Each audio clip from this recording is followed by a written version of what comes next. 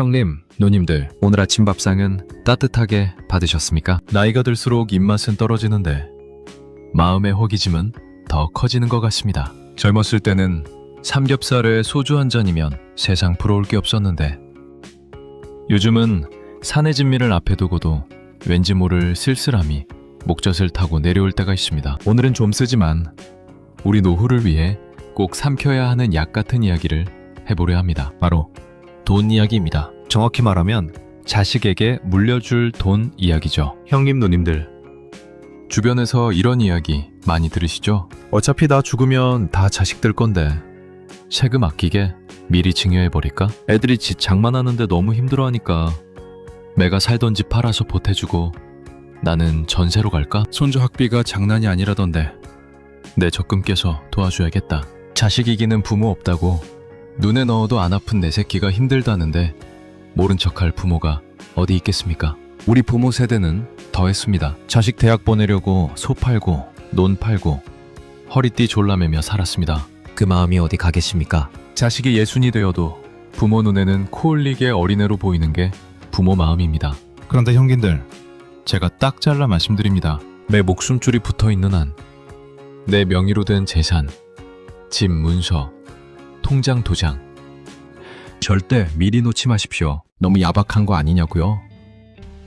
아닙니다. 이건 야박한 게 아니라 현명한 겁니다. 제가 아는 분 이야기를 하나 해드리겠습니다. 경기도에 사시는 박 선생님이라고 올해 78이 되신 분입니다. 이분이 70대던 해에 큰 결심을 하셨어요. 서울 변두리에 갖고 계시던 아파트 2채를 아들, 딸한테 하나씩 물려주신 겁니다. 당시 시세로 합치면 20억 가까이 되는 재산이었습니다. 자식들이 얼마나 좋아했겠습니까? 아버지 만세, 어머니 만세. 형제들끼리 모여서 고급 식당에서 부모님 모시고 저녁도 대접하고 해외여행도 보내드리겠다고 난리였답니다. 그런데 형님 누님들, 그게 딱 1년이었습니다. 처음에는 주말마다 찾아오던 아들이 2달에 한 번, 석 달에 한 번으로 뜸해지더니 나중에는 명절에나 얼굴 비추게 되었답니다. 딸은 그나마 전화라도 했는데 통화 시간이 점점 짧아지더래요. 처음엔 30분씩 수다 떨던 게 5분, 3분, 나중엔 1분도 안 되어서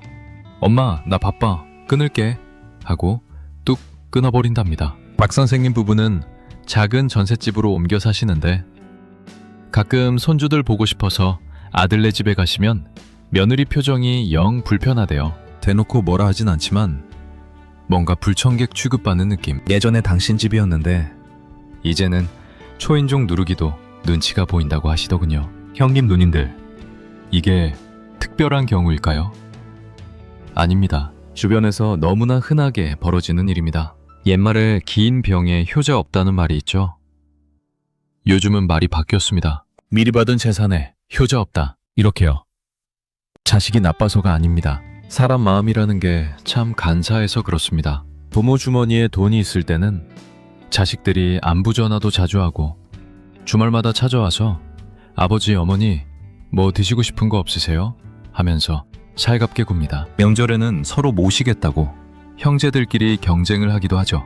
그게 꼭 돈을 바라서가 아닙니다. 부모가 능력이 있고 여유가 있어 보이니까 자연스럽게 대우를 하는 겁니다. 사람 심리가 그렇습니다. 자기보다 위에 있다고 생각하는 사람한테는 예의를 갖추게 되어 있어요. 그런데 그 돈을 몽땅 털어서 자식한테 줘버리는 순간 어떻게 되는지 아십니까? 부모는 더 이상 기댈 언덕이 아니라 이제부터는 자식이 부양해야 할 짐이 되어버립니다. 말이 좀 거칠죠?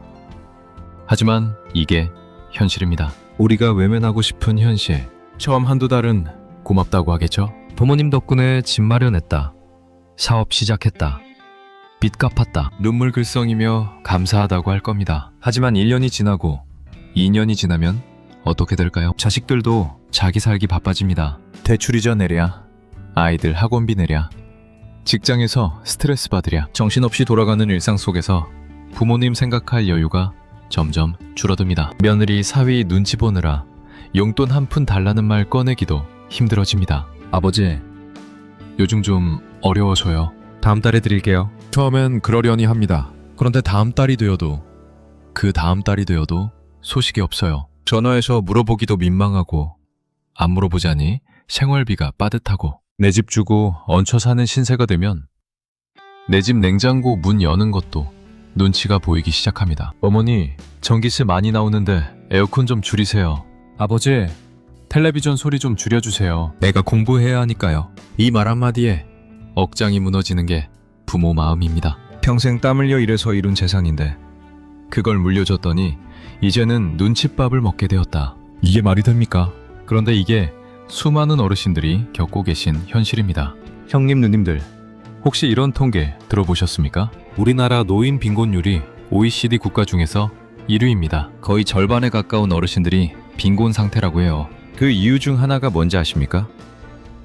자식들한테 재산 다 물려주고 정작 본인 노후 준비는 못하신 분들이 많기 때문입니다. 서양 사람들은 우리를 이해 못합니다. 왜 멀쩡한 재산을 자식한테 줘버리고 본인은 가난하게 사느냐고요. 그들 눈에는 이상해 보이겠죠. 하지만 우리 세대는 그렇게 배웠습니다. 자식을 위해 희생하는 게 부모 도리라고, 내 것 다 줘도 아깝지 않은 게 자식이라고. 그 마음은 세상 어느 부모보다 아름답습니다. 하지만 형님 누님들, 시대가 바뀌었습니다. 예전에는 자식이 부모 봉양하는 게 당연했습니다. 3대, 4대가 한 지붕 아래 살면서 서로 의지하며 살았죠. 하지만 지금은 어떻습니까?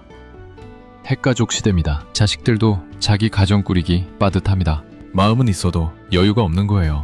그러니 우리가 바뀌어야 합니다. 자식을 위하는 마음은 그대로 가지되 방법을 바꿔야 한다는 겁니다. 형님 누님들, 기억하십시오. 노후의 품격은 지갑에서 나옵니다. 이 말이 좀 씁쓸하게 들리실 수도 있어요. 자식들이 우리를 돈으로만 본다, 그런 뜻이 아닙니다. 세상이, 사회가 그렇게 돌아간다는 뜻입니다. 자본주의 사회에서 내가 내 돈을 쥐고 있어야 내 자존심을 지킬 수 있습니다. 누구한테 손 벌리지 않아도 되고 누구 눈치 보지 않아도 됩니다. 먹고 싶은 거 사 먹고 가고 싶은 데 가고 만나고 싶은 사람 만날 수 있습니다. 그게 진짜 자유입니다. 그게 진짜 품격입니다. 반대로 생각해 보십시오. 돈이 없으면 어떻게 됩니까?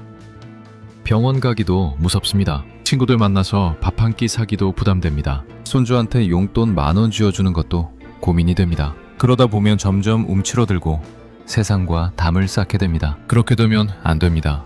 우리 형님 누님들, 평생 고생하셨잖아요. 이제는 좀 누리면서 사셔야죠. 정 자식을 도와주고 싶으시다면 이렇게 하십시오. 목돈을 툭 던져주지 마시고 다달이 용돈을 주십시오. 한 번에 1억을 주면 그건 그냥 1억입니다. 받는 순간 고맙고 다음 날부터는 내 돈이 됩니다. 감사함이 금방 희석돼요. 그런데 매달 100만 원씩 7년을 주면 어떻게 됩니까?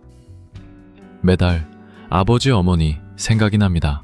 매달 감사한 마음이 새로워집니다. 7년 동안 84번 고마운 겁니다. 손주들 학원비나 좀 보태주고 며느리 생일에 봉투나 하나 찔러주십시오. 사위한테 양복이나 한 벌 선물해 주십시오. 그래야 우리 할아버지 최고, 우리 시어머니 멋쟁이 소리 들으면서 대접받습니다. 중요한 건 뭡니까? 결정권을 내가 쥐고 있는 겁니다. 이번 달에 줄지 말지, 얼마나 줄지, 누구한테 줄지, 그걸 내가 정하는 겁니다. 그래야 내가 을이 아니라 갑이 됩니다. 말이 좀 세속적이죠? 하지만 현실이 그렇습니다. 아이고, 그래도 내가 죽고 나면 세금이 너무 많이 나오지 않을까? 이런 걱정하시는 분들 계시죠? 요즘 상속세, 증여세 얘기가 뉴스에도 많이 나오니까요. 형님 누님들, 걱정하지 마십시오. 세금 좀 내면 어떻습니까?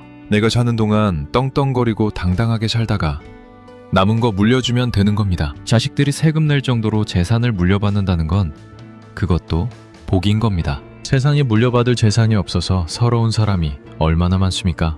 그리고 솔직히 말씀드릴게요. 상속세 걱정할 정도로 재산이 많으신 분은 전문가한테 상담받으시면 됩니다. 세무사, 변호사들이 합법적으로 절세하는 방법 다 알려줍니다. 그분들 월급 주는 셈 치고 상담받으시면 돼요. 절대로 세금 아끼겠다고 섣불리 재산 넘기지 마십시오. 세금 몇 푼 아끼려다가 노후 전체가 흔들릴 수 있습니다. 또 이런 분들도 계십니다. 자식들이 싸울까봐 미리 정리해 놓으려고 형제 간의 재산 문제로 싸우는 거 뉴스에서도 많이 보셨죠? 부모 장례식장에서 고정이 오가고 법정 가서 피 튀기게 싸우는 거, 그거 보면 속이 쓰리죠. 내 자식들은 그러지 않았으면 좋겠다는 마음 충분히 이해합니다. 그런데 형님 누님들, 미리 나눠줘도 싸울 사람들은 싸웁니다. 누구는 더 받았네, 누구는 덜 받았네. 그때 준 거 시세가 올랐네 내렸네 끝이 없어요. 오히려 부모가 살아계실 때 재산을 나눠주면 더 문제가 생기는 경우도 많습니다. 왜냐하면 부모가 중재자 역할을 못하게 되거든요. 재산을 쥐고 계시면 자식들이 함부로 못합니다. 서로 부모님 앞에서 잘 보이려고 하지 싸우진 못해요. 그런데 이미 나눠주고 나면 더 이상 부모님 눈치 볼 이유가 없어지는 겁니다. 그러니까 형님 누님들 유언장을 쓰십시오. 공준 받아서 제대로 된 유언장 하나 만들어 놓으시면 됩니다. 거기에 누구한테 뭘 주겠다, 어떻게 나누겠다 적어 놓으시면 돼요. 그리고 그 유언장 있다는 걸 자식들한테 알려주십시오. 그럼 자식들이 알겠죠? 아, 부모님이 다 계획이 있으시구나. 우리가 따로 신경 쓸 것 없구나. 괜히 형제들끼리 어색하게 재산 얘기 꺼낼 필요 없구나. 그게 진짜 자식들 싸움 막는 방법입니다. 형님 누님들, 이제 좀 다른 이야기를 해볼까요? 왜 우리는 자식한테 주는 건 쉬우면서 나한테 쓰는 건 이렇게 어려울까요? 1,000원짜리 커피 한 잔 사 마시면서도 이게 얼마짜린데 하고 망설여지고, 옷 한 벌 사면서도 이거 내년에도 입을 수 있나 고민합니다. 그러면서 자식한테는 수천만 원, 수억 원 선뜻 내어줍니다. 왜 그럴까요? 우리 세대가 그렇게 배워서 그렇습니다. 나보다 자식이 먼저, 나보다 가족이 먼저. 평생 그렇게 살아왔으니까 습관이 된 거예요. 하지만 형님 누님들, 이제는 나를 좀 챙기셔도 됩니다. 아니, 챙기셔야 합니다. 비행기 탈 때 안전수칙 들어보셨죠? 비상시에 산소 마스크가 내려오면 어떻게 하라고 합니까? 내 것부터 먼저 쓰고 그 다음에 옆 사람 것 씌워주라고 합니다. 왜요? 내가 먼저 쓰러지면 옆 사람도 못 도와주니까요. 인생도 마찬가지입니다. 내가 먼저 건강해야, 내가 먼저 행복해야 자식들도 덜 걱정하고 자기 삶을 살 수 있습니다. 나를 위해서 쓰십시오. 맛있는 거 사드시고 좋은 옷 입으시고 친구분들 만나서 밥 한 끼 시원하게 사십시오. 여행 가고 싶으면 가시고 배우고 싶은 거 있으면 배우십시오. 그 나이에 무슨 공부냐고요. 나이가 숫자에 불과하다는 말, 형님 누님들한테 딱 맞는 말입니다. 그게 자식 도와주는 길입니다. 부모가 아프지 않고 돈 때문에 손 벌리지 않고 건강하게 사는 것, 활기차게 자기 인생을 즐기는 것, 그게 진짜 효도받는 길입니다. 자, 오늘 말씀드린 거 정리해 드릴게요. 하나, 살아생전 재산 미리 넘기지 마십시오. 집문서, 통장 도장 꽉 쥐고 계십시오. 둘, 자식 도와주고 싶으면 목돈 말고 다달이 용돈으로 주십시오. 결정권은 내가 쥐고 있어야 합니다. 셋, 상속세 걱정 마시고 필요하면 전문가 상담 받으십시오. 넷, 혼재 싸움 막으려면 재산 미리 나누지 말고 유언장 써놓으십시오. 다섯, 나를 위해 쓰십시오. 그게 진짜 자식 사랑입니다. 오늘 제 이야기가 너무 냉정하게 들리셨나요? 어쩌면 야박하다, 정이 없다 생각하실 수도 있어요. 자식한테 그렇게까지 해야 하나? 우리 애들은 그러지 않을 텐데, 그런 생각 드실 수 있습니다. 네, 대부분의 자식들은 착합니다. 부모 사랑하고 효도하고 싶어 합니다. 그런데 형님 누님들, 사람 마음은 상황에 따라 변합니다. 아무리 착한 자식도 자기 가정 생기고 자기 자식 생기면 우선순위가 바뀔 수밖에 없어요. 그게 나쁜 게 아니라 자연스러운 겁니다. 그러니까 우리가 대비를 해야 합니다. 자식을 못 믿어서가 아니라 서로 힘들어지지 않게 하려고, 자식한테 짐이 되지 않으려고. 그게 진짜 자식 사랑입니다. 저는 우리 형님 누님들이 마지막 순간까지 자식들 눈치 안 보고 세상 누구보다 당당하고 행복하셨으면 좋겠습니다. 내 지갑이 든든해야 내 인생의 황혼도 아름답게 빛나는 법입니다. 아침 저녁으로 쌀쌀해지는 환절기입니다. 감기 조심하시고 오늘도 스스로를 가장 아끼는 하루 보내시길 바랍니다. 다음에 또 따뜻한 이야기로 찾아뵙겠습니다. 형님, 누님들 항상 건강하십시오.